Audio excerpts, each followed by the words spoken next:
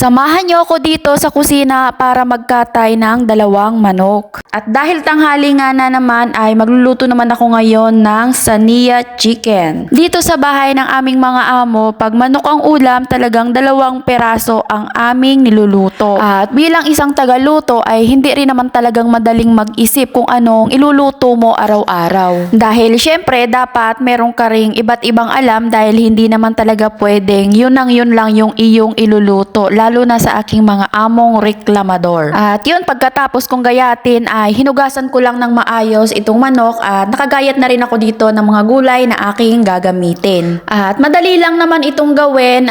Sa tulad na nakikita nyo, ayan, sinasalansan ko lang yung aking mga gulay na ginayat na patatas, talong, carrots, sibuyas at meron din niyang cauliflower dito sa isang saniya. At para naman sa pampalasa nito ay gagamit ako dito ng mga fresh na lemon at aalisin ko na rin ang mga buto. At lalagyan ko to ng 2 kutsarang Roman sauce or molasses. At para sa pampalasa ay maglalagay lang ako dito ng asin, paminta at sari-saring mga buharat or spices na mga ginagamit nila dito. So ayan, talagang napakaraming powder na ginagamit kaya naman talagang napakakukulay ng kanilang mga kinakain dito. Nilagyan ko rin pala ito ng konting mantika or cooking oil at isang chicken cubes. Dinurog-durog ko lang yan para sa dagdag pampalasa. At pagkatapos nyan ay nilagay ko na pala itong mga manok dito sa ibabaw ng mga gulay na sinilalansan ko dito sa saniya. At nilagay ko na rin sa ibabaw itong natitirang gulay na bell pepper at mga cauliflower. At yun, pagkatapos ay ibubuhos ko na itong aking ginawang sauce or mga pampalasa dito sa ibabaw at akin lang itong imamasa-masa dito sa ibabaw para naman kumalat ng maayos. At naglagay na rin ako nitong puting sibuyas na ginayat-gayat ko lang ng pabilog para naman may kaunting design.